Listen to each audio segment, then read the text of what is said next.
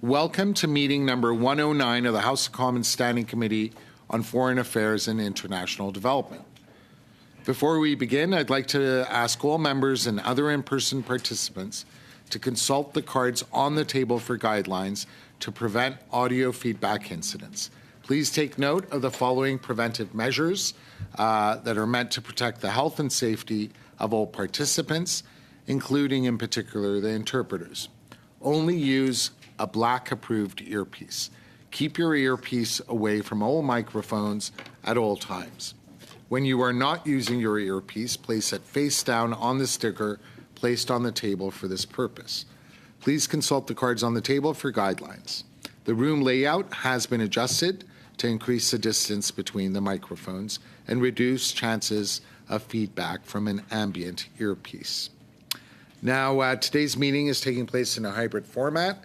I'd like to make a few comments for the benefit of the members as well as witnesses. Before speaking, please do wait until I recognize you by name. You may speak in the official language of your choice. Interpretation services are available. Now, in accordance with our routine motion concerning connection tests for witnesses, I'm informed that all witnesses have completed the required connection tests in advance of our meeting. Now, pursuant to Standing Order 1082 and the motion adopted by the committee on Monday, January 29th, 2024, the committee will now resume its study of Canada's approach to Africa. I'd now like to welcome our witnesses. We're very fortunate to have here with us three ambassadors. We have Mr. Michael Callan, who is our ambassador in Algeria. We have Mr. Ben-Marc Diendéré, the permanent observer to the African Union and the United Nations Economic Commission for Africa, as well as Mr. Christopher Thornley, our High Commissioner in the Republic of Kenya. I should add, just for the benefit of the members, that we had hoped that we could also hear from Ambassador Lorraine Anderson from Cameroon, but unfortunately she thought she had the right headphones, but then it subsequently came to light that they were not appropriate, so she will not be joining us today.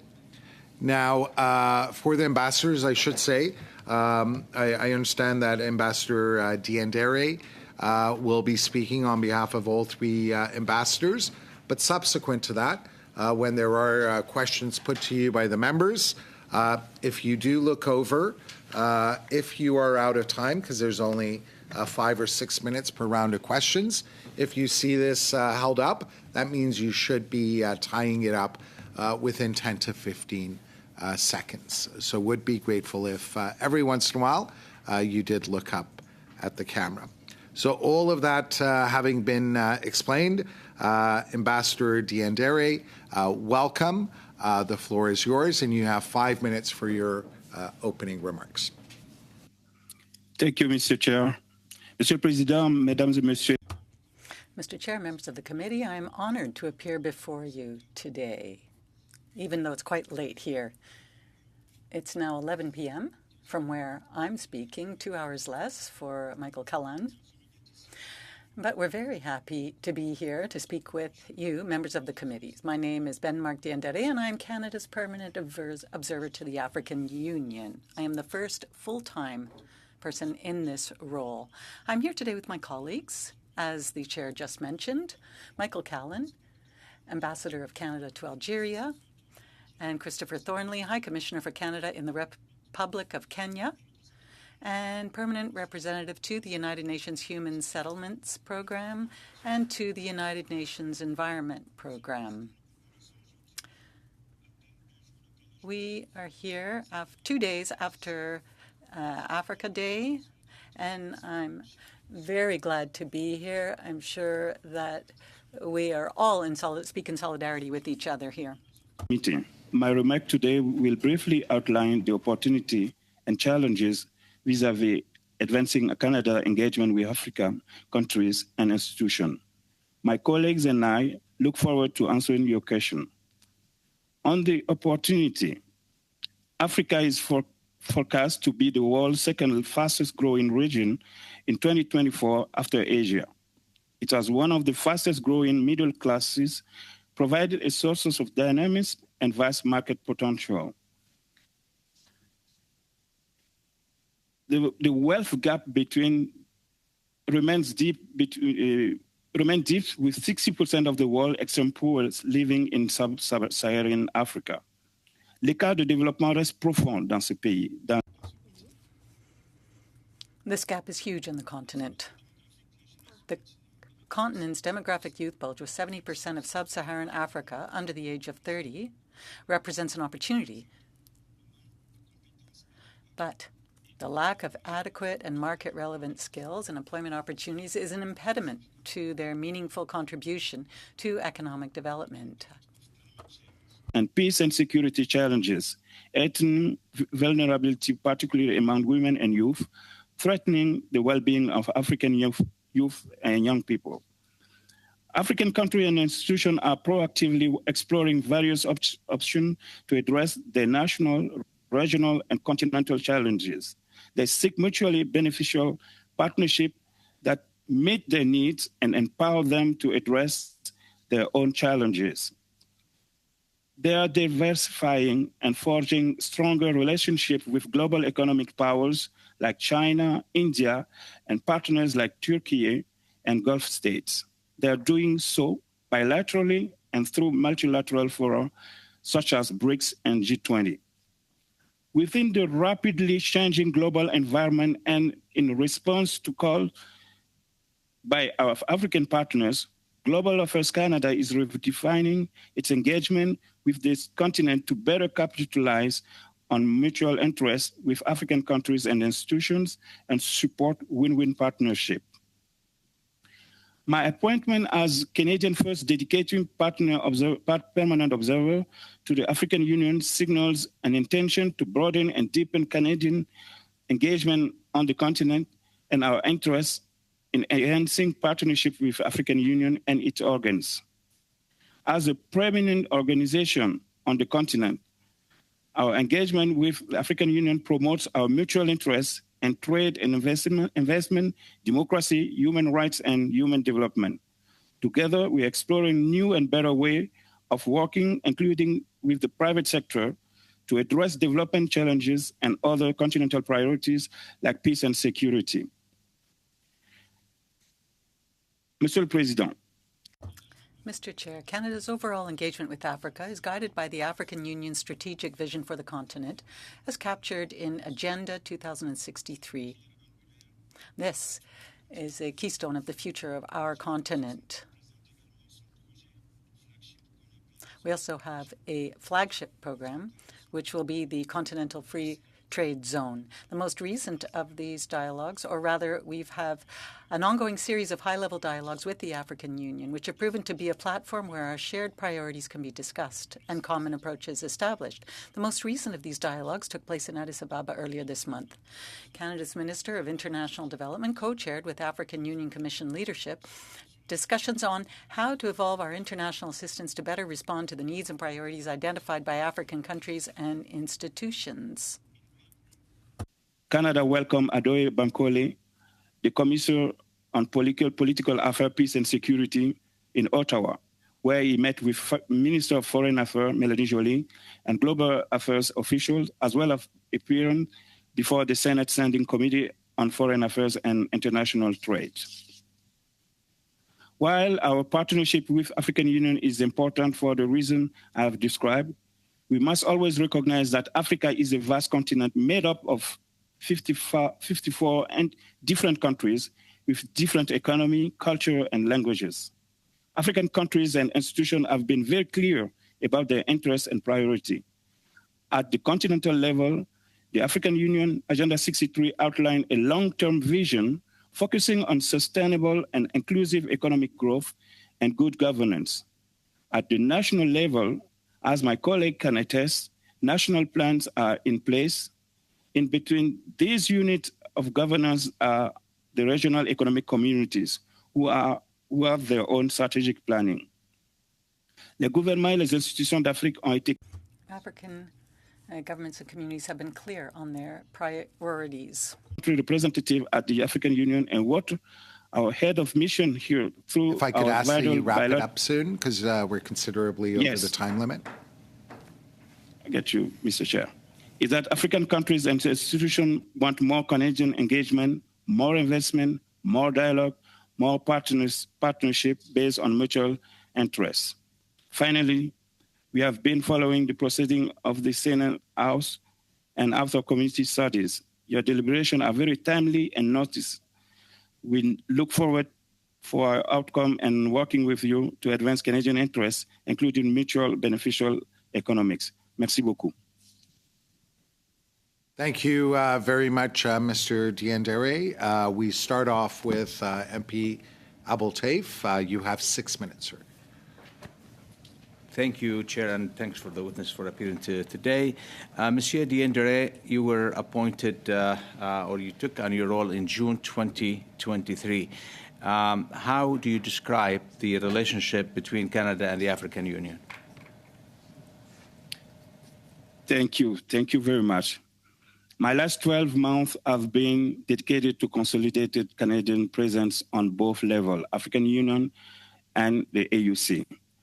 Our relations are very good with these two institutions right now. I must say that... Yes, go ahead.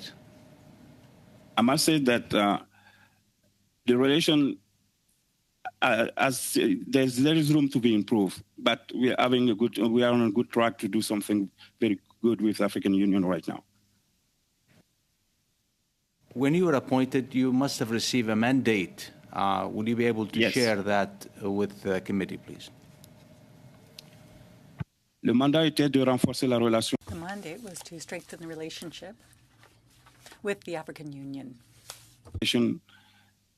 Engage with all the organs in AU, and part of the mandate will be to conduct the 3 dialogues we're working right now and make sure that we connect with the Agenda 63 of African Union, and to mobilize also here in Canada and around the country, people around the strategic view of African development. Which areas, in your opinion, we need to be focusing on? Because Africa is a big continent, 54 countries, and it's very hard for us to be all over the place. So which areas we need to focus on, or which areas we need to improve our relationship there in order to be able to be effective as we wish to be so? Thank you for the question. You know, the experience here is very different when you're sitting in Canada and you're watching what is happening in Africa. Right now, they have their agenda. Agenda 2063 is one of the flagship, the strategic planning for the continent. They got maybe plus 1,000 projects around agriculture, energy, education. I must add also the infrastructure project. So the focus for Canada has to be on the 3 dialogues we're working on right now. Education is one of them. Agriculture will be for sure one of the subject we're following in these 3 dialogues. And I will say the climate change is another focus, so which means we have to be very aware of all these green projects and those projects who can leverage the women and youth on this continent. Do we have any leads of any of these projects that you can probably share with us? It's too early for me to share the specific program because we're leaning right now on the Pan-African development programs. Some of them are are running since 2 or 5 years. I must say, on women's side, we have the project to strengthening the entrepreneurship for women, and we're doing with the Pan-African countries, like with 3 or 4 countries at the same time. We have project in with in the energy sector also. Right now, I'm in Nairobi because there is an annual meeting for the African Development Bank, and 20 plus Canadian enterprises are here in the sector of energy and also in the sector for agriculture. So I must say that agriculture, education, and all these projects on the green economy are very important for us. And some of our project and partners here are doing very well. So we need to do you feel that we need to focus our attention on certain countries? And if that's yes, what countries do you think we are the closest with at the moment since your involvement and your experience in the region? I will ask my colleague to help me on this, but my first answer, Mr., will be it's too early in the multilateral environment to choose one or two countries, but we still we can sense some countries are doing very well right now, and they can be a pilot for us. But I'll go to Mr. Thornley. I think I met with him in 2018 in Nigeria. If he can weigh on this question, please. Thank you very much, MP. Can you hear me okay? And I remember our meeting very well in Abuja. 30 seconds, Good to please. see you again. Yep. I think in terms of focusing on countries, we know the ones that are doing well. I live in one of them here in Kenya right now. I could name a couple of other ones. But there are models where the economy is more advanced, and I think that's where we can establish a foothold. Thank you. Before we go to the next member, Madam McPherson, do you have your hand up? Is that a point of order? I do. It's a point of information, actually. Are we not hearing from the other two witnesses? I perhaps missed that, but I'm wondering if is there only one speech? As I noted at the outset, our ambassador to Cameroon was unable to join us because she thought she had the right headset, but it subsequently came to light that it does not meet the specifications. So Mr. Thornley and Mr. Callan will not be providing comments? No, they will, but the opening remarks alone were for Mr. Dierdere, but okay. We can pose questions to all three of the ambassadors. Thank you. So we next go to MP Oliphant. You have 6 minutes. Thank you, Chair, and thank you, Ambassadors, High Commissioners, for joining us today. I don't know where I'm looking because you're on the screen. It is really great to be with you today and to thank you for your work representing Canada. I start with our permanent observer to the African Union, Monsieur Diendéré. What was your biggest surprise? I'm going off script here. What was your biggest surprise in assuming your position in Addis Ababa? Thank you, Mr. Oliphant, and thank you, PSA, thank you for your last visit to us. That was very helpful to engage with African Union. One of my big surprise is still the bias people on the African Union have with Canada. They still love us. They need us. They really enjoying our presence. The brand is still there. We have got a couple of things to do, but the brand of Canada is still out there. And they see us as an enabler. They see us as a power who can be something very interesting for them. And I must say, yes, the bias, all my interlocutors are for Canada, a positive one. Still. High Commissioner Thornley, good to see you here again, too. Not the biggest surprise. You are really one of our specialist representatives on the continent, Ghana, Togo, Sierra Leone, Nigeria, now Kenya. What do you see as the biggest challenge to deepen our relationship, Canada, with individual countries, not the AU as such, but with individual bilateral relations? What's maybe our biggest opportunity and our biggest challenge? Thank you, PS. I think probably our biggest challenge is developing more interest and engagement from Canada, whether it be from companies, civil society, government-to-government relations. There are many distractions in the world right now, many challenges, and I think it's very important not to lose sight that Africa is such a growing continent with many countries with tremendous potential. And others that have serious need. I also cover Somalia, and that truly is a country in desperate need of continued humanitarian and development assistance. So we need whatever can be done to increase engagement.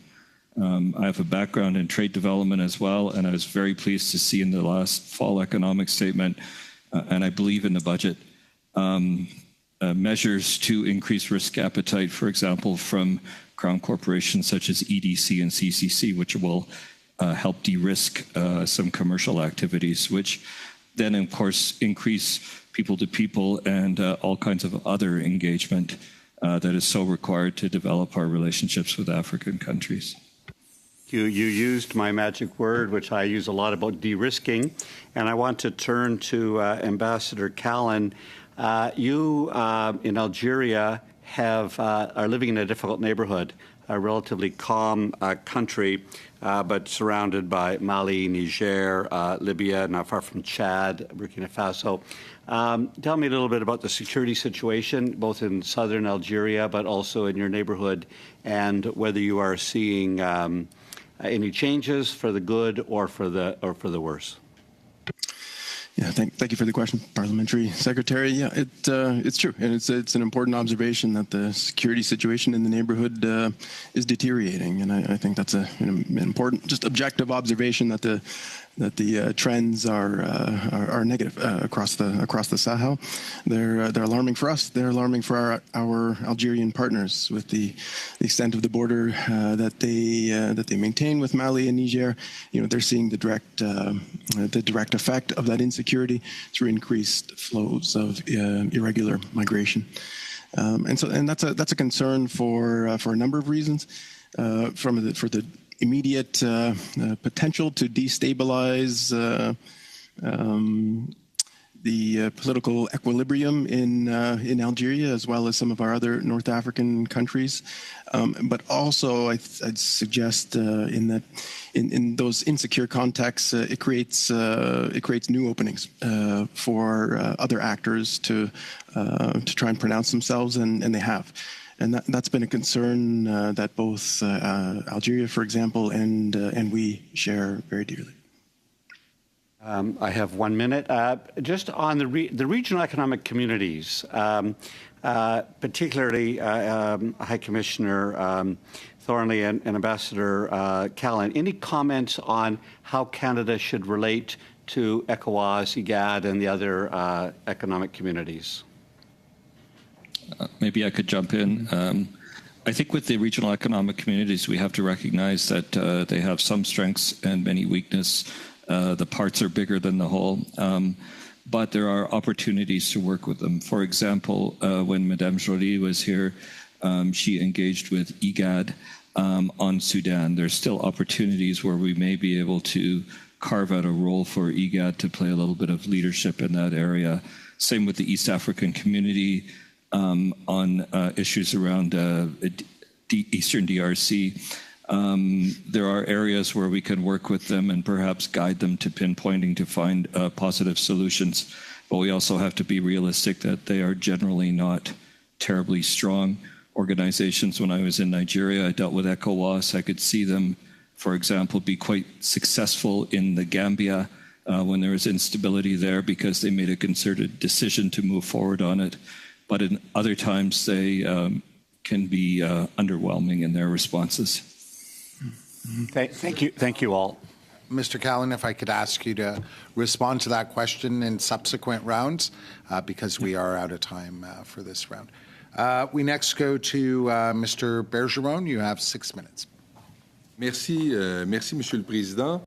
Thank you, Chair. And first, I'd like to thank all our witnesses for coming today, and thank you for having made yourselves available at such a late hour in the day. Thank you for all your observations. Mr. Diendéré, I believe,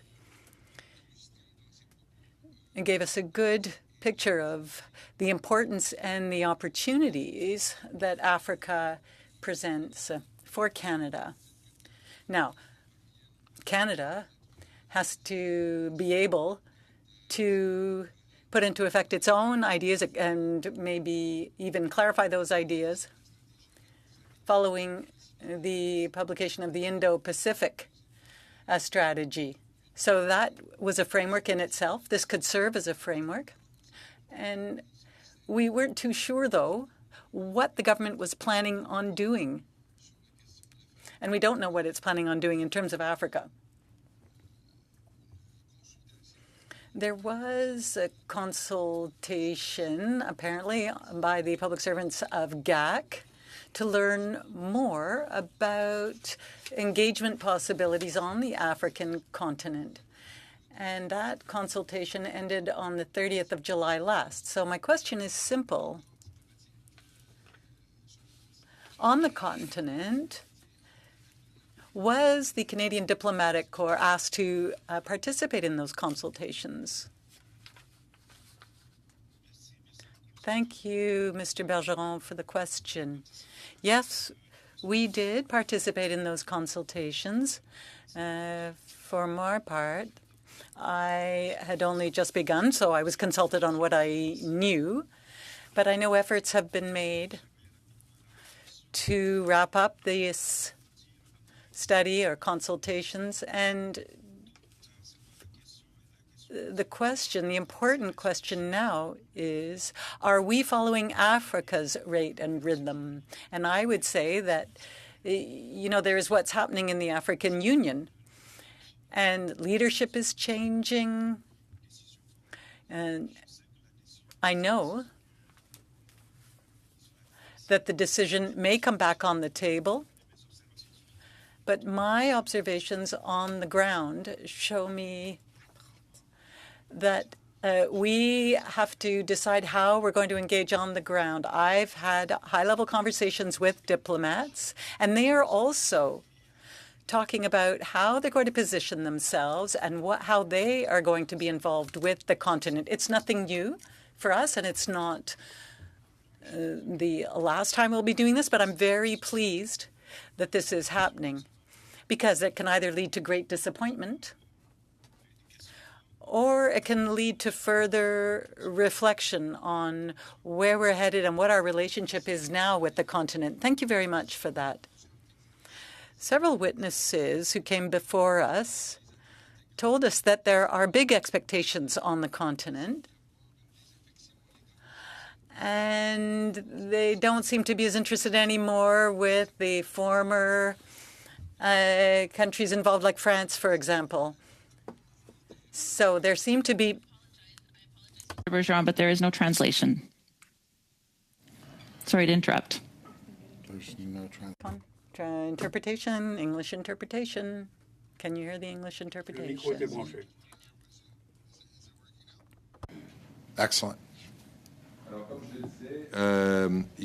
So, as I was saying, there seems to be more and more resistance on the continent with respect to those countries that that are occupying the space left by colonial powers, for example, China and Russia.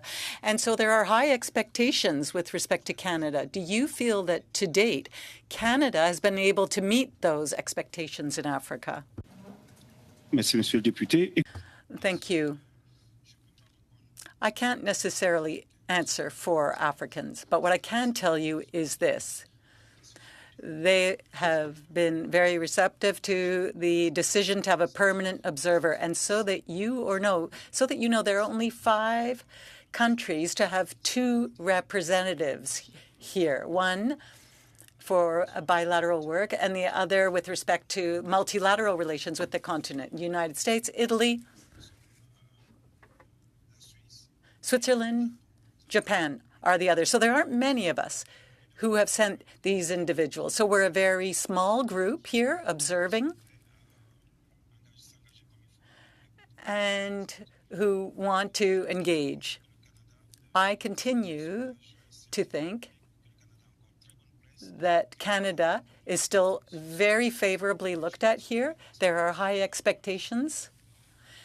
And given our experience in areas such as education, agriculture, and energy, that kind of expertise could benefit Africa. So I feel that relationship should be developed with African Union. For those who are resisting relationships with other countries, I would say the only thing we can do is learn and not repeat the same mistakes when we're dealing with the African Union. Excellent. Seconds remaining. Mr. Bergeron. Oui, mais Monsieur le Président, je vous... Chair, I'd just like to point out that I did lose a few seconds with the interpretation, so if you'd just allow me a few more seconds. Seconds. Merci. Alors, je vais tout de suite camper le sujet. Thank you. I'll just set the stage for the next round. One thing that does show us that Africa is a country of opportunities and is very promising is the whole area of la francophonie. Thanks to Africa, French could be a language that will be growing the fastest over the next several decades. Mr. Jean-Louis Roy told us, however, that in order for that to happen, schools need to be built in order to be able to reflect the demographic growth happening in Africa. And without French schools, of course, Arabic will be learned, Wolof will be learned, Swahili will be learned, but French will not be learned. So I'll come back to that in the second round. So get ready, because that's the question I'm going to ask you about. We next go to MP McPherson. You have 6 minutes. Thank you very much. And I'd also like to thank all of the witnesses for being here today and sharing your expertise with us and your service, certainly. And I'm going to start, I think, with you, Mr. Diandre, if I could. You spoke about the power of the African Union, and we know now that the African Union has increasingly recognized that when they vote together, when they work together in multilateral fora, that there is better opportunity, I guess. And I'm wondering, from your perspective, if Canada has recognized that sufficiently, because we've seen, for example, the Security Council seat where we were not successful because, in part, because countries within Sub-Saharan and within the continent of Africa did not support our bid. And I'm wondering if our approach is somewhat dated in terms of how we interact with the African Union. I know this is a difficult question for you to answer, but it's certainly one I wanted to ask. Thank you for the question. I'll try to answer this in French just to make sure. Please do. Yeah, please do. Let me do it.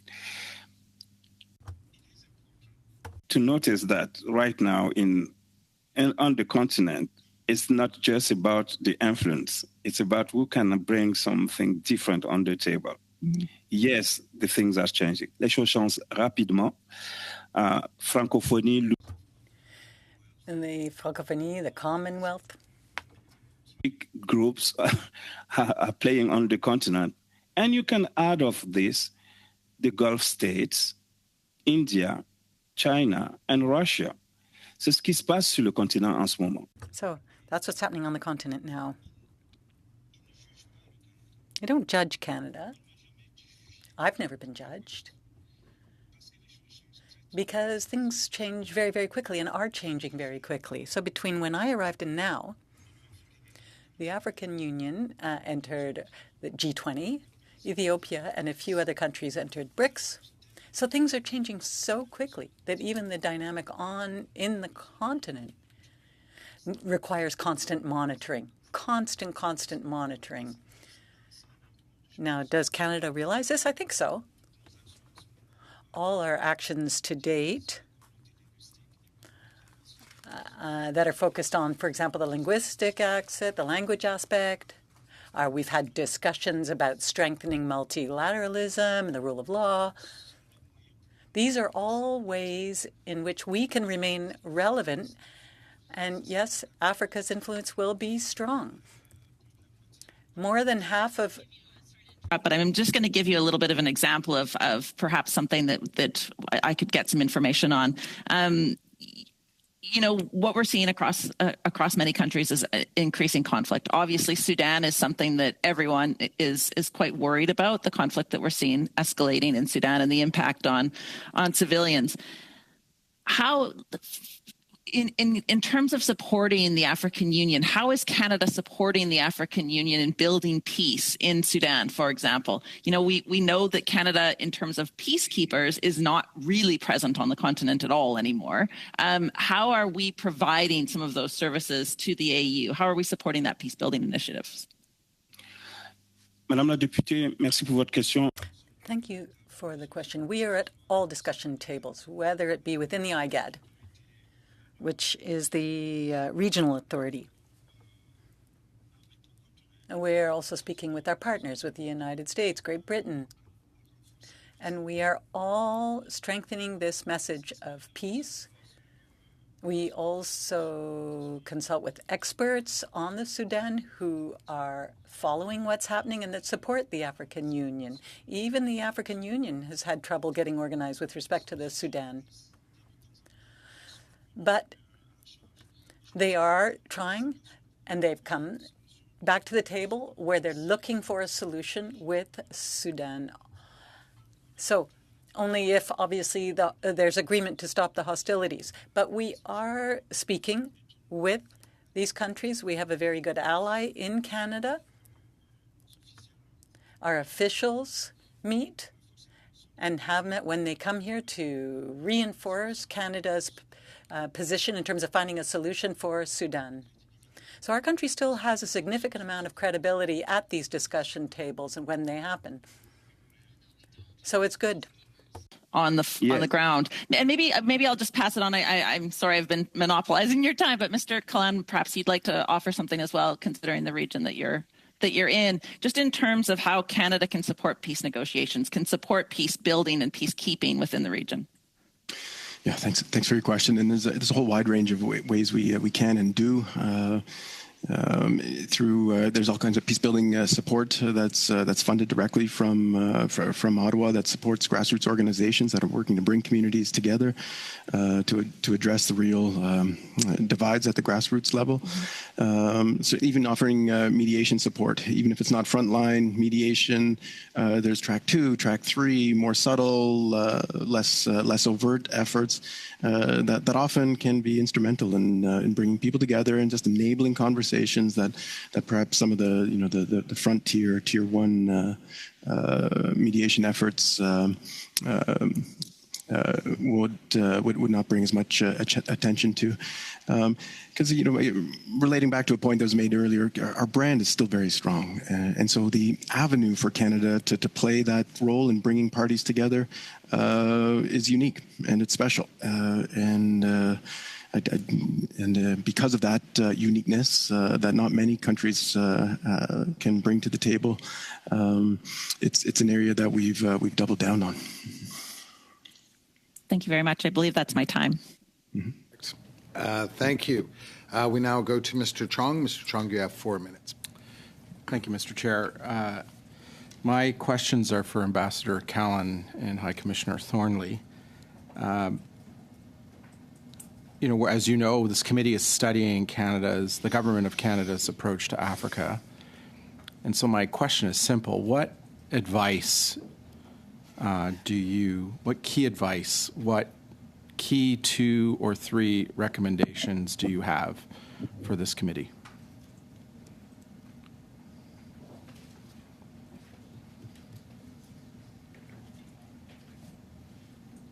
I think we're not sure who goes first. Go ahead, Michael. Sure. One thing to take note that surprised me, but it's become part of my daily reality, is just how competitive the space is right now. It's competitive in commercial terms. It's competitive in diplomatic terms. It's competitive between, with some of our adversaries, and it's competitive with some of our like-minded as well on the commercial side. And so that's not to speak negatively of that sense of competition, but it's serious business. And as geopolitical shifts continue on, we just need to be serious in how we're bringing all of our tools to the table in order to advance the interests and values that we all care so deeply about. And in large measure, we're doing this in many ways. But I think the North African context sometimes can be helpful because it's a very distinct presence of a non-aligned position, and nobody wants to be in one camp or the other. But I do see some of our competitors really bringing everything they can to the table, and I know that we're doing everything we can with our tools as well. And so I just encourage the committee to approach some of these questions in that spirit of really being serious of what's at stake at the moment. Thank you. I could follow on if that's all right. I would agree it's a highly competitive environment. Kenya is a more advanced country. We see very active involvement, for example, from a country like Turkey or from the Gulf states. And they're very present and their presence is known. Turkey has been opening embassies in almost every country on the continent.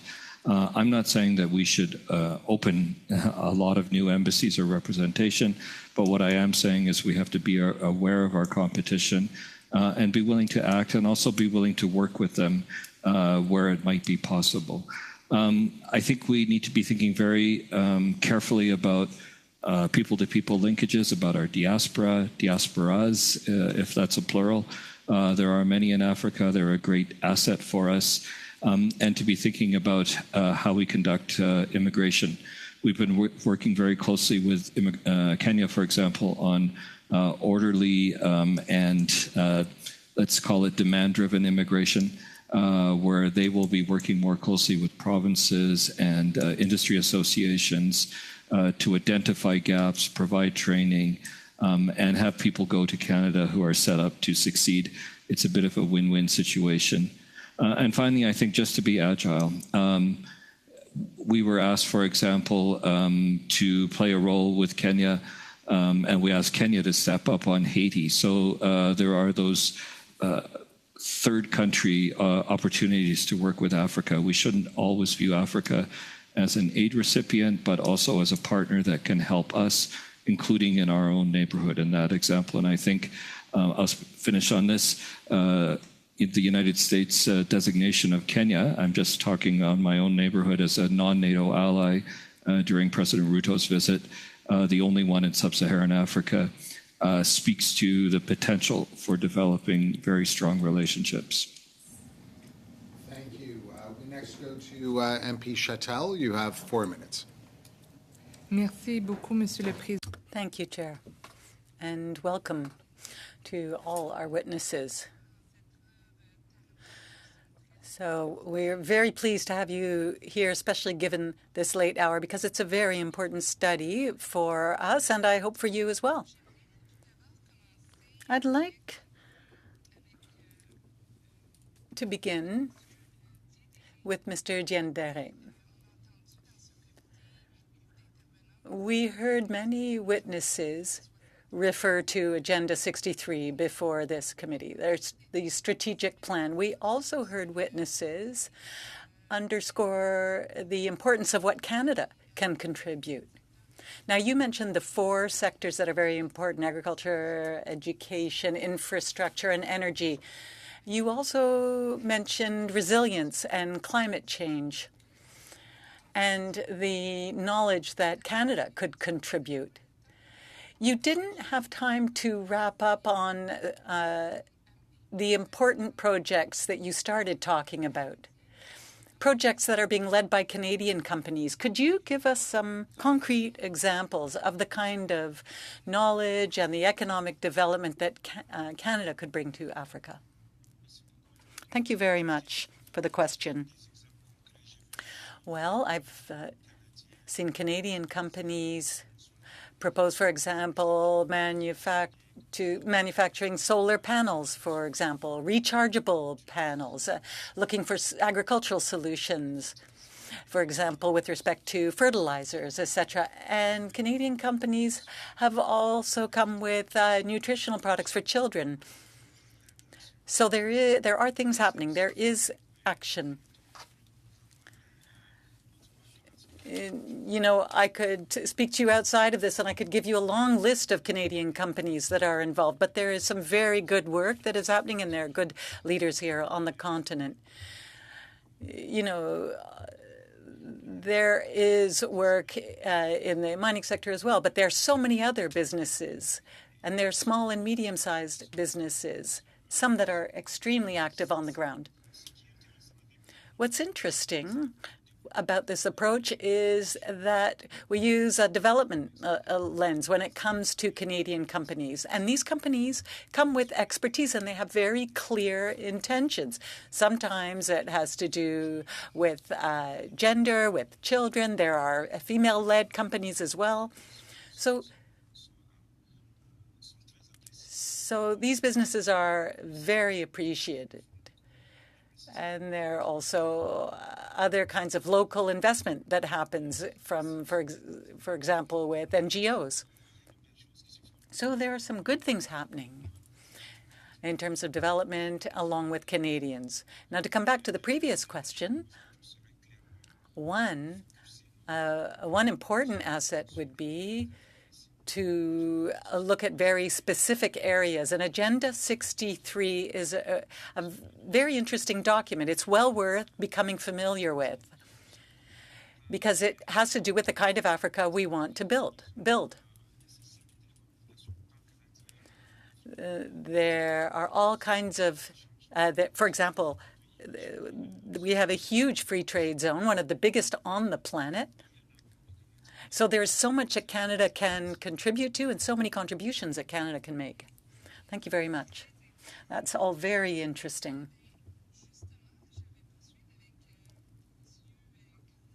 I think I'm going to follow up now with Mr. Callan and Mr. Thornley.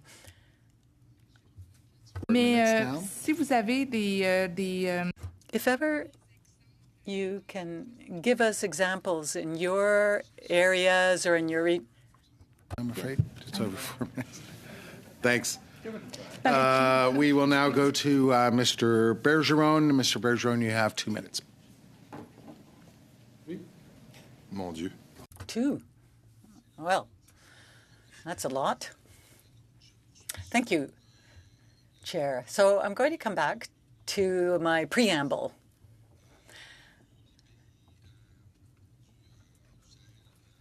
There are countries that have kicked out France. We know that Canada has worked very hard to get Algeria to join the International Francophonie Organization. So my first question would be this. Mr. Sada went on behalf of Canada at the time, and he attempted to convince Algeria to join the organization. We know that Algeria, like many other ex-colonies, for example, Rwanda, have been trying to increase the presence of English in their countries. Is Canada still trying to get Algeria to join the organization? And what is the relationship like between Canada and Algeria? Does it happen in French or in English? Good question. Thank you for it. And take the irony of me responding in English if you could view the late hour. We engage exclusively in French, entirely with the Algerian government. And you're right. You've touched on a very sensitive point for the Algerians. They have with their fraught history, with the French presence. It's part of their culture. It's part of their identity. But it's one that they're deliberately making a move away from by. Just recently, they switched. So the second official language being taught in schools is now English. And so there's a deliberate move away. We do try and encourage closer links with the Francophonie for all the good reasons that you know well and mentioned some of them. We do so more from an operational vantage point that it just presents another network of and another community for them to have influence at and to benefit from. And so there's a little bit of polite reception for that, but you can't stress enough the trauma within the culture that remains, and how much of a hot button issue it is to suggest that they ought to retain a part of the culture which many parts of many Algerian authorities are doing what they can to push away from. We will now go to Madam McPherson. You have 2 minutes. Thank you very much. Mr. Callahan, Mr. DeAndre, you both spoke about how Canada's brand is strong. And I'm going to push back on that a little bit. I don't want to put you in a bad situation, but, in the Senate study, there was witnesses that said that Canada is becoming increasingly irrelevant in Africa. I was actually on the parliamentary group that was just in Tanzania, and they asked, "Where is Canada?" The Parliament of Tanzania asked where we were missing from their perspective.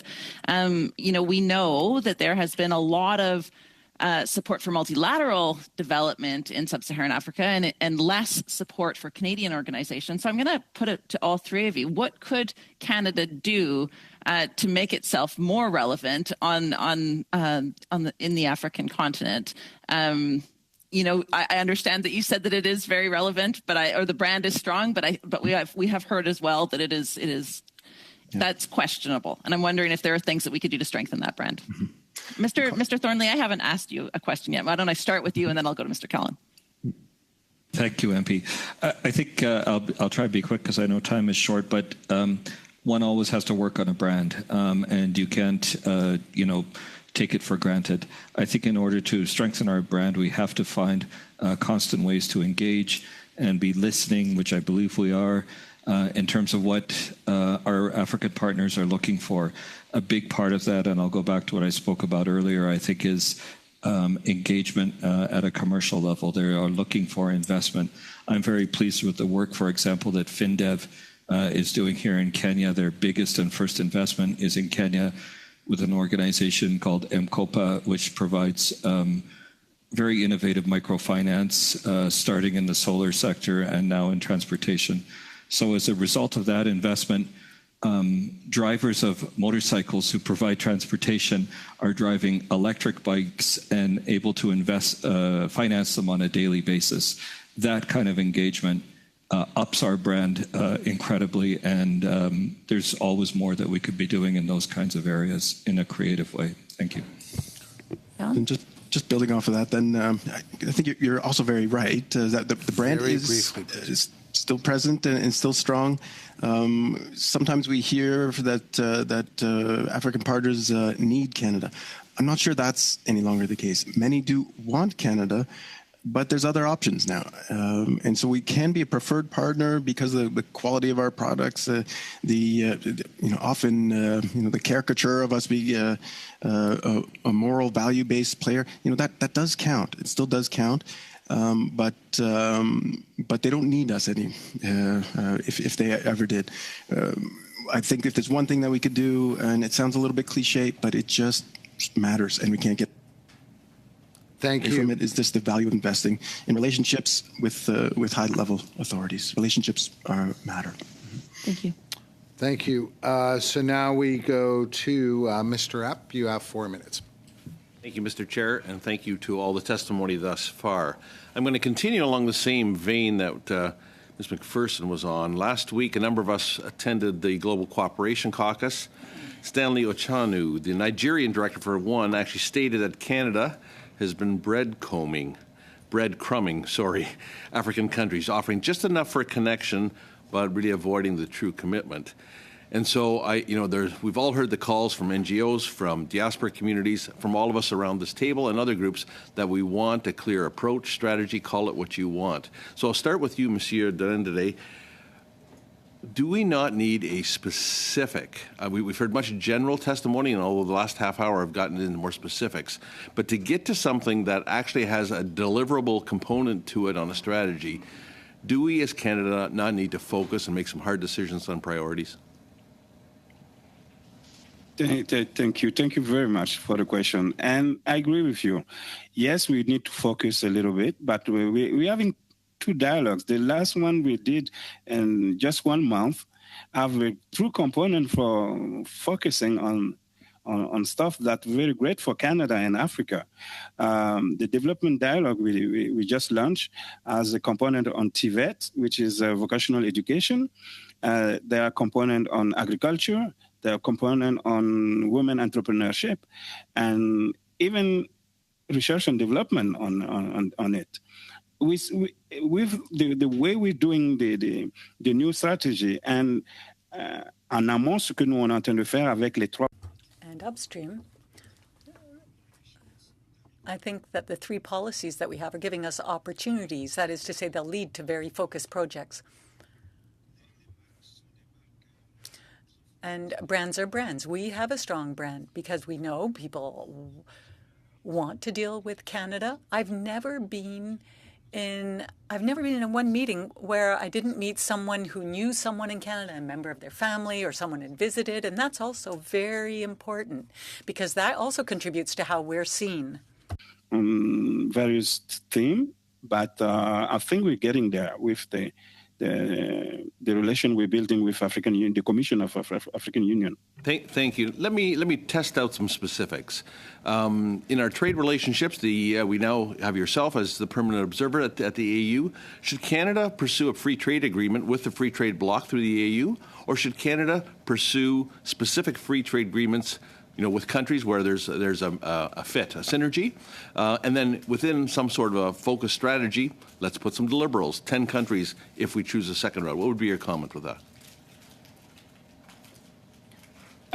I will start and I leave the floor to Chris on this. But you know what? I'm coming from private sector. My last job was in the private sector. I know the importance of trade, the importance of having a pilot and the strategic planning on everything. So, je comprends très très bien l'idée qu'on peut.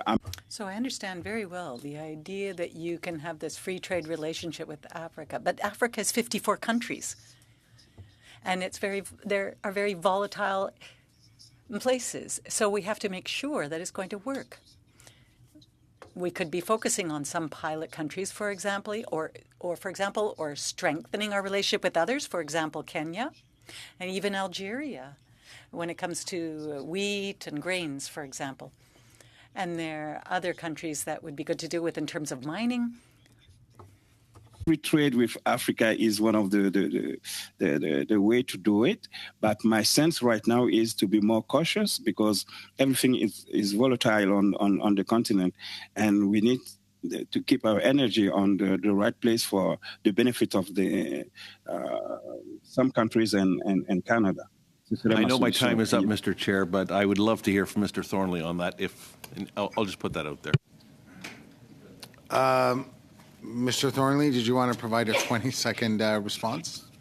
Sure. I think I would agree. You have to focus. There are countries where we can achieve a success and a platform, and there's building blocks for trade. We have to start with things like foreign investment protection agreements, double taxation agreements, and then work towards free trade agreements, and also look at tools that are another step towards a free trade agreement, like the U.S. model of a trade and investment framework agreement, which is really just the stage below a full FTA. Thank you.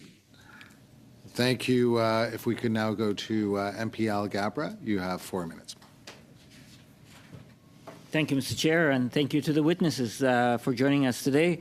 Perhaps I'll start with Mr. DeAndre. My question to you is, if you were to assess or evaluate the Africa expertise within GAC, what's your evaluation of the expertise within GAC? Oh, thank you. This is one of my favorite topics. Coming from private sector, coming from outside, I have the privilege to see the expertise inside now. Si on m'avait dit il y a 6 mois que je... If I had been told 6 months ago that I'd be able to find that expertise,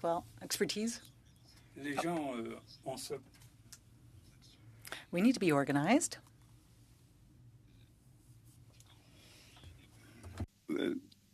J'aime pas parler des choses que je n'aime pas ou des choses que je ne comprends pas. I don't necessarily like to talk about the things that I don't know about, but people on the Global Affair Canada during my 9 months there is so valuable. But as the transformation we're doing right now at Global Affair Canada, we're going to be more focused on things. And there's a lot of stuff there. Yeah, there's a lot of good stuff there. So I guess I'm trying to read between the line. You're saying there's adequate or proper expertise, or do we need to strengthen? What we're looking for as a committee is issue recommendations to government. And one of the things that I'm curious about is, given the evolving dynamics in Africa, given the changing world, do we have enough expertise, or do we need to increase our focus or enhance our skills that exist within GAC? And also, I'm curious about the footprint in Africa. Yeah, there's always a place. Thank you, Mr. Deputy. There's always a place for improvement. But right now, if we need experts in finance, we have it. If we need experts in investment, we have them. If we need experts in agriculture, we also have them. In development, humanitarian, we got all these expertise. They have been built around the time. I mean, ça fait longtemps qu'on travaille que le ministère travaille. So the department has been working on these things for a long time. Yes, things change. Expertise on this. There is an AI right now, l'intelligence artificielle, which is starting to be something very important in Africa. In this continent, people are leapfrogging, and we need to cope with all these things. And I guess we need improvement on some places, but I'm adamant on this. We have the expertise. We need to reorganize, and we're doing that with the transformation of the department. So, Chris, si tu peux ajouter quelque chose, mais je crois. Thank you for that. Mr. Thornley, I think you're the one who mentioned engaging the diaspora. That's almost always been an issue, trying to figure out how to operationalize that. How do we systemically benefit from the knowledge and the skills and the expertise that Canadians of certain backgrounds have to help Canada further strengthen and advance its interest in a certain region? Do you have any advice or recommendation? How do we ensure that we benefit from the expertise that Canadians who are from African origin to enhance or advance our relationship with Africa? Yeah, I think, thank you, MP, and you understand this very well, even from a personal level. It's very important to work with individuals, identify individuals, probably in every large Canadian corporation. I was talking to somebody who happened to be from Kenya, who's quite senior in one of our big banks, for example. You can identify some of those individuals, and they can identify others. So there's no magic solution. We do have organizations such as the Canadian Chamber of Business, which has a lot of members of the diaspora who have stepped forward because they want to promote better and stronger relations between Canada and African countries in universities. So I think we're reaching a critical mass where, honestly, it's not too hard to find really solid people, and it's a matter of working with them. I'm quite proud of a good program we have, and I believe the name's changed, and I apologize I don't have it, that we were developing in the Trade Commissioner Service to have mentors for experienced business people, both in Canada and abroad, to help smaller companies get into markets.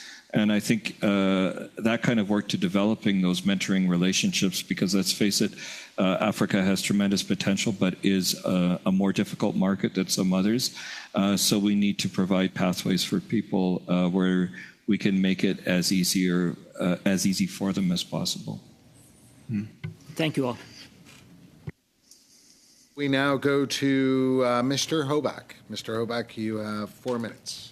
Thank you, and thank you, witnesses. First question, historically we've had lots of students come in in from Africa that are educated in Canada.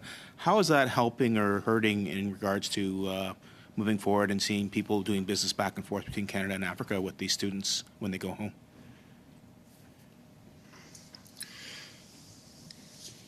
Sure. May I take that one? Yeah, sure. Just because I think there's a link that can be made with the previous question as well, and it's less on the diaspora per se, but it's with Africans who have Canadian experience. And in terms of what more can be done, I think there's probably some room to help organize in terms of alumni groups. I know my colleagues will know many well-placed people within the governments that they're accredited to that have a number of Canadian graduates well placed in their governments. I'm not sure we always do everything we can to organize them and to cultivate and maintain those Canadian connections and Canadian experiences. And I think there could be some interesting work to be done there. Okay. So you'd say generally it's been positive then. So when we see restrictions in the number of students that are allowed to come into Canada now, how is that going to impact us in the future? It's a good question. It's not difficult to predict exactly how it will pan out. And I know one thing, it's not necessarily the volume of exchanges, but there's a quality dimension there. And I think if we work with those that do get the chance to study in earnestly, there's still a lot that can be done to capitalize on those. So we'll make the best of it, is what you're basically saying. Then, I guess the other question I have is, where's there opportunities for Canadians to work with other countries in some of these countries instead of trying to do this all by ourselves? Is there opportunity there where we could actually, instead of trying to take on a project by ourselves, actually work with maybe France, the UK, other countries that would actually enhance the project to make it more successful in those types of partnerships? Have we had any experience doing that? Yeah, I'd say that's probably more often the norm, is that we do work hand in glove with like-minded partners, multilateral organizations that have their own expertise in-house and their own networks as well. So more often than not, we're collectively working and pooling resources and pooling knowledge to maximize the impact of every dollar we invest. So then, so when it comes to the business side of things, I know Europe has been very aggressively investing in throughout Africa. We've seen Russia investing through security, being very involved in the region. Wouldn't we be better working with our European allies to look at where we can fulfill what's being left out from them, considering that they're so far ahead of us compared to where we're at today? Well, I'd say yes. I'd agree with you. I think there's, in terms of focusing on areas of where we can have the greatest impact, and I know that's focus is a word that's come up a number of times, and I believe strongly in it, in concentrating on our comparative advantage, and Canada has many of them, and which opens a lot of doors for us. We need not compete with our European partners head to head.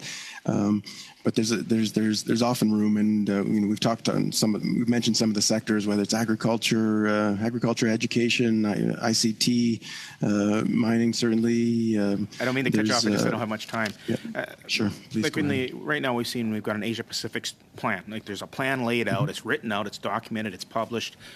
Do you see something like that forthcoming with Africa? Do you see us actually putting together a document such as that to actually have a game plan so that everybody knows what the goals are, everybody understands what our objectives would be? Is that something that's in the works at this point in time? Yeah, absolutely. And Ben Mark, do you want to take that just on the approach to Africa more generally? Already? Yes. I must say yes, and I'm confident that we're going to have something very comprehensive for Africa. And I don't want to mirror our engagement or whatever we're doing with Asia, with the Indo-Pacific, parce que c'est deux régions totalement différentes. Because these are two completely different areas, and their realities are completely different. However, so it may not be the same document, but it could be quite comprehensive, because we're looking at getting those ideas and a strategy that will be long-lasting. you know Over a when you'll see minute that over plan? time, When Mr. we can Hoback. expect it to- do Mr. you have a Hoback, deadline we're or a over a timeline? minute over time. Thank you. So we will now go to Mr. Zubairi. You have 4 minutes. Thank you, Mr. Speaker. I want to thank the witnesses for being here, especially at this late hour that many of you have right now. I'd like to start with Ambassador Denderi. Just to know about the priorities that Canada has with respect to African Union's Agenda 2063. What priorities do we have, and can you elaborate on them? And what does Canada have to offer? Thank you, Mr. MP. We have right now two dialogues, one on trade, and the second one is the development one. We can provide you with the content of these two dialogues we have with the African Union. The two dialogues are very in line with the Agenda 2063 objectives. And we're trying right now to focus at to make de s'assurer qu'on ait des pistes claires. To make sure that we have good pathways that are very clear. After 9 months, that's my time here. We have all the dialogues now out. We want to focus for the next step on guiding whatever action we have to take, and with the engagement with Africa, to orienter des choses très très claires qu'on pourrait. To make sure that the direction is very clear. We already know some things. There are some themes that keep coming up. Energy is a big deal. Climate change and green energy is a big deal. Agriculture is a big deal. We cannot shy on those subjects. On voit déjà se dessiner quelques trames de notre. So we're seeing certain themes that are recurring. One of another thing. So on a déjà des pistes qui nous. So we can already see these paths forward, and they'll become consolidated over time with the African Union. And, you know, they don't want to hurry this. They want very clear strategies. Partnership there. They don't want d'avoir des partenaires qui vont quitter après 2 ans. So they don't want partners to become involved who are going to take off after 2 or 3 years. They want a long-term relationship, and I'm sure that leadership will want to be involved for the next coming decades. The second one, and I think we will be well positioned for the next decade with our plan. Merci. Et maintenant, j'aimerais juste lire. I would just like to read a notice of motion for the record.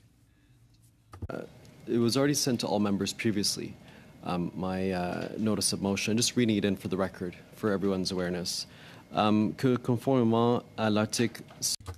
That pursuant to Standing Order 1082, the committee undertake a strategic study for the Indo-Pacific region and Canada's responsibility to reinforce the strengthen of the state-to-state relationship and people-to-people relationship under the 5 priorities of the strategy. B, expanding trade, investment, and supply chain resilience. C, investing in and connecting people. D, building a sustainable and green future. And E, fulfilling Canada's role as an active and engaged partner in the region.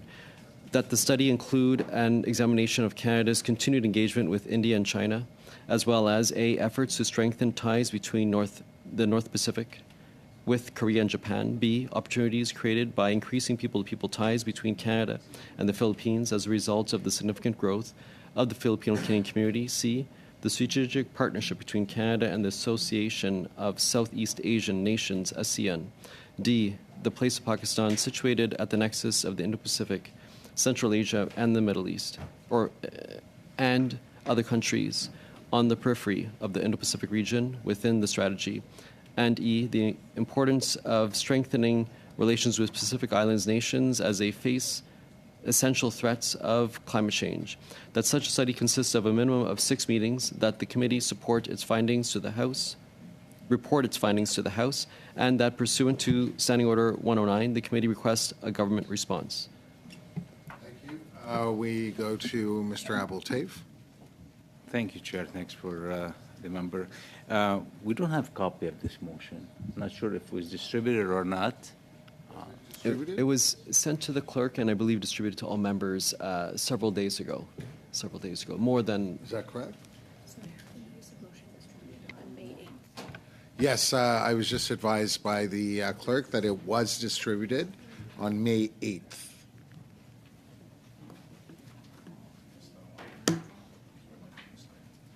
Okay, Mr. Bergeron. So I understand that Mr. Zubari simply read the motion, doesn't necessarily want to discuss it today, so I'm sure we'll have the opportunity to come back to it. And maybe we could even do more than one, because I myself brought forward a motion on the relationship between India and Canada. So maybe that could be an opportunity to include that as well in that motion if the committee agrees. And I think also that we're going to have to figure out how we're going to coordinate all this with the work of the committee studying China-Canada relations within the Indo-Pacific strategy. So we wouldn't want to basically overlap with the work of other committees so that we can be efficient. But we'll have an opportunity to speak further on this, Chair. On Wednesday, actually. So next, we go to Mr. Bergeron. You have 2 minutes for your question. Merci, Monsieur le Président. Thank you, Chair.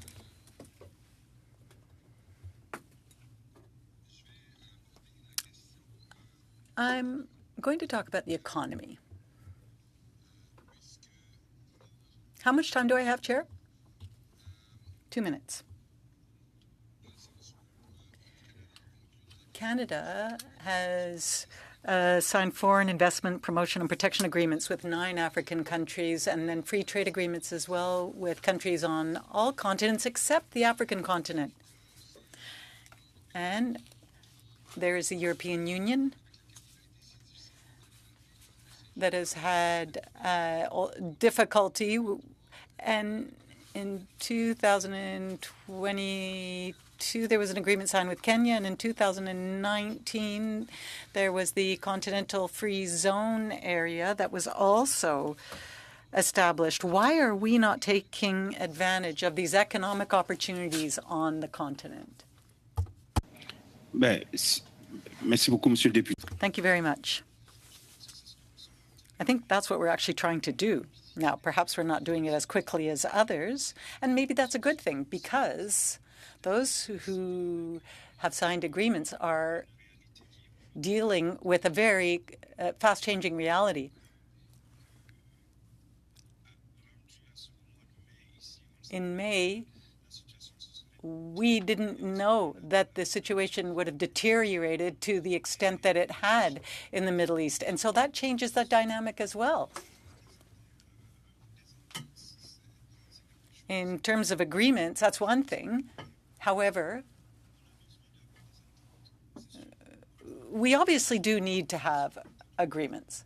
So we have to reach agreements. Now, what will that look like? My experience tells me that the continent doesn't want us to try and imitate what has already been done. They want us to be creative. They want us to act differently, and they want it to be beneficial for everyone. So those who want to deal with Africa, yes, will want agreements, but they'll want to be sure that this isn't on paper alone, that it's actually a substantive agreement. We're talking about several countries, and we are one country. So, if I could cut you off, we now go to MP McPherson. You have 2 minutes. Thank you very much, Mr. Chair. And I would like to follow up on the question that I don't think got answered from my colleague, Mr. Hoback. In terms of the time frame when we can expect to have some sort of a roadmap, whether that is a strategy like the Indo-Pacific strategy, whether that is a framework, an approach, whatever, whenever we can expect to have something formalized. If any, perhaps Mr. Diendéré, I could ask you first if you had a timeline for when that might be ready. It could be very pretentious for me to say that it's going to be in 1 month, 2 months or something, but I'm pretty sure the team is working very hard to have something very, very soon. And we all be a part of the discussion right now. And je voudrais pouvoir vous dire demain dans un... So I'd love to be able to say tomorrow or in 1 month or in 2, but I need to trust in the team that is working because they know what is happening and they know what's required. It's not years, because of course we were first informed that there would be this policy with, it's been over a year since we were first told that there would be a framework in place, a strategy in place. But if you say months, then that's what we'll go with. Mr. Thornley, when I asked you a question in my last round, you talked about FinDev and the value of some of the projects that are being done by FinDev. Now, I have a big concern with FinDev because I don't believe that they have the same sort of accountability mechanisms that we see with regards to, for example, development projects. So what we expect a small or medium organization to provide in terms of accountability for global affairs projects is not the same for FinDev. Can you comment on that? I'm not really an expert on FinDev's accountability structure, but I guess as a semi-autonomous organization, it would not be the same as a development project. Even though they are taking dollars from development, they're taking development dollars to do their work. Possibly. But I think in Africa and with African countries, with some African countries, whether FinDev is a solution or others, you need greater flexibility. I also talked about EDC de-risking and allowing more money to flow to support commercial transactions. And I won't really answer your question directly. I apologize for that because I don't know about the direct accountability structure for FinDev. But in a country like Kenya, there is a need for the more traditional aid that we have, but we also need more innovative financing and support structures where we work in partnership to develop an economy that has a lot of innovation built into it. Yeah, absolutely. And I would just suggest that... I'm afraid we're 40 seconds over time. Thank you. So next we go to Mr. Chong. You have 4 minutes, sir.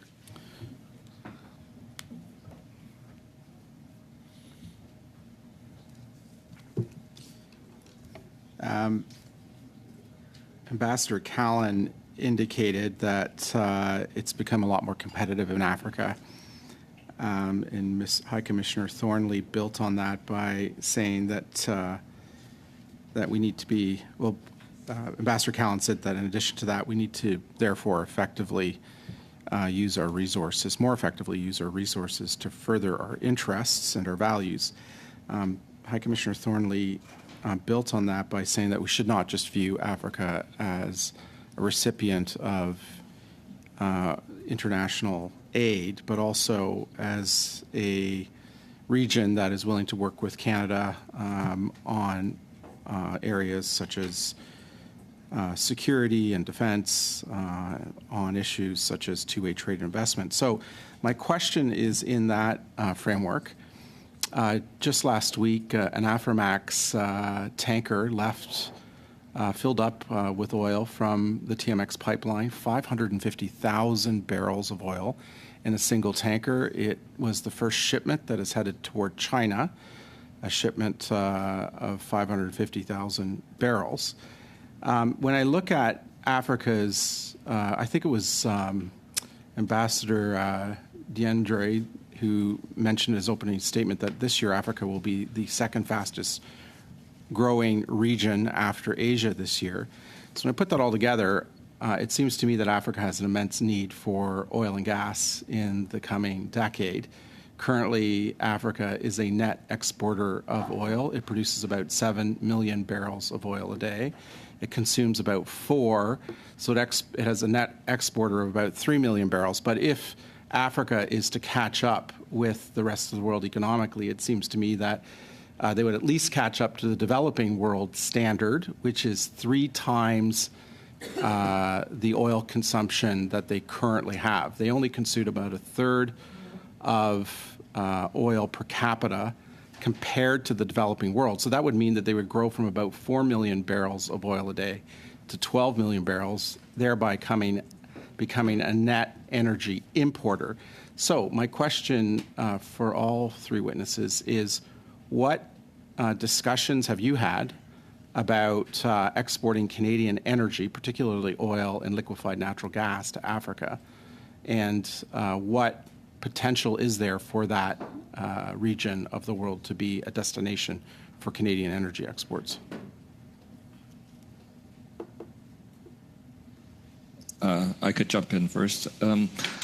Thank you very much. A really interesting observation. My last posting was as High Commissioner to Nigeria, so I saw the tremendous amount of oil production that they have there and the fact that there's very little value added. And I think that speaks more generally to an area where Canada can work closely with African countries that have a multitude of natural resources, a wealth of it, but do not add value for their own use. In Nigeria, for example, the richest man in Africa, Aliko Dangote, is building one of the biggest refineries in the world. I think it will be the biggest refinery, which could be a game changer. But there's so many unknowns around that, MP, including governance. So if you have countries that, for example, are weak in the rule of law, where corruption is heavy, this is fraught. It's very, very difficult. The other observation I would make with regard to our production of oil and gas and potential export is we're seeing African countries leapfrog. That word was used previously. About 90% of the grid in Kenya is from renewables, geothermal, solar, etc. It'll be 100% in a few years. So I think along with protecting our interests and potential exports of Canadian resources, we have to think about supporting the green growth that is taking place on the African continent and encouraging that kind of development. And there's lots of Canadian involvement in those kinds of projects.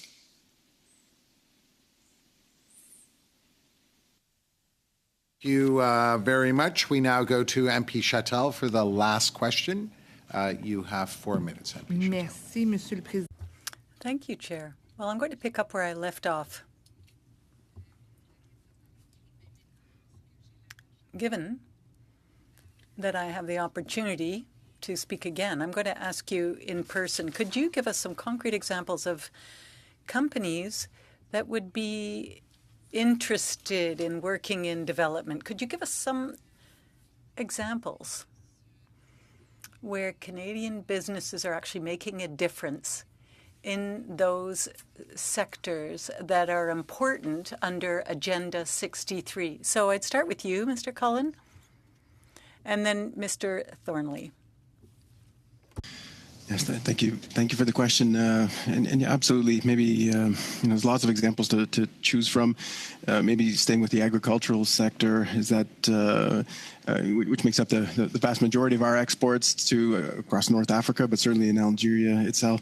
One special thing about how we export is just the way we do it and the relationship we develop, and so it's less of just a commercial transaction, just a sale and move on. But it's an exchange. It's a partnership. There's some knowledge transfer. There's some governance training that comes with it, and that's what. It's something that really distinguishes our approach. And so even if other companies can sell at a cheaper price for the quality of the products we provide, but that sense of partnership and that sense of accompaniment over the medium term to help the Algerian government develop their own competencies in that same sector are examples that I've seen of Canadian businesses really distinguishing themselves and bringing pride to Canada as they do it.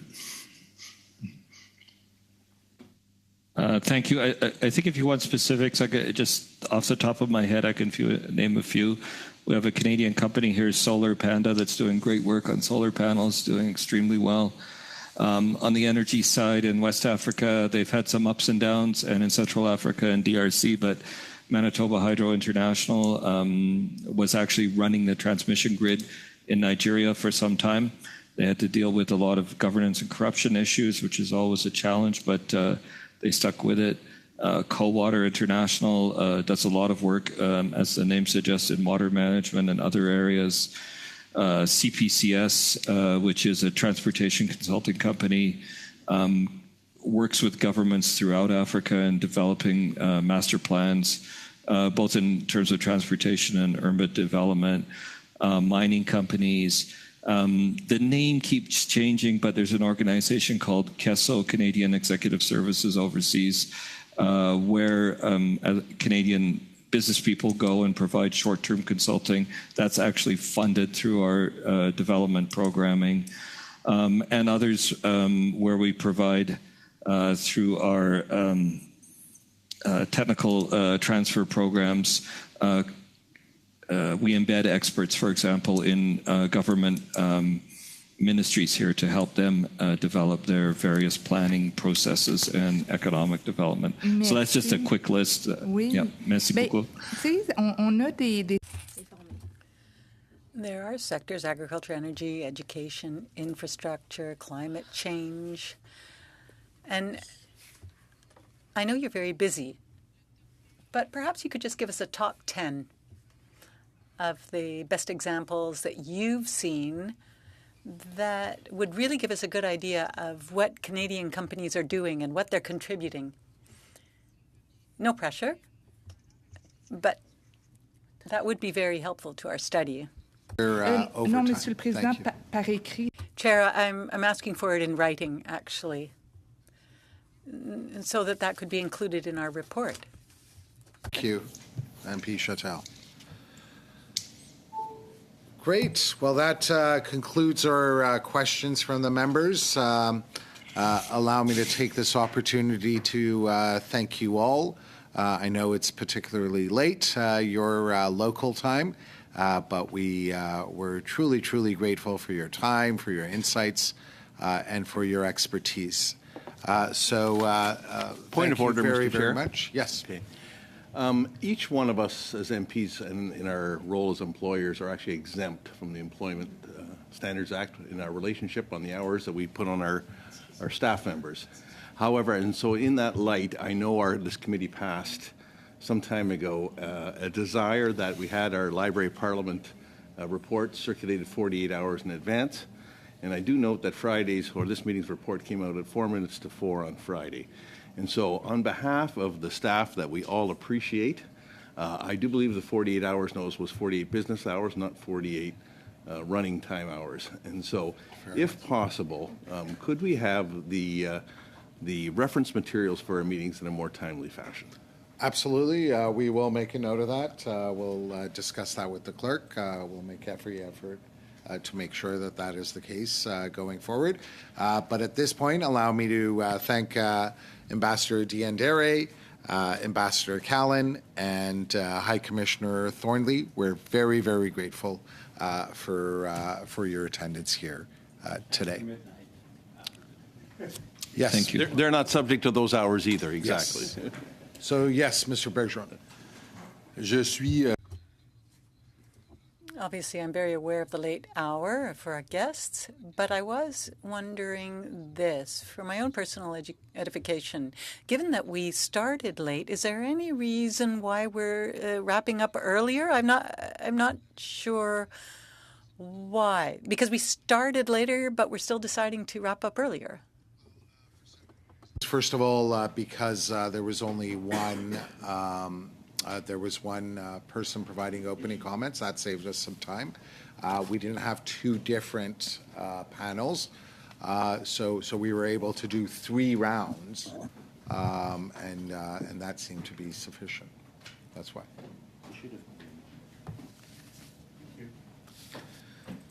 Thank you very much, and the meeting stands adjourned.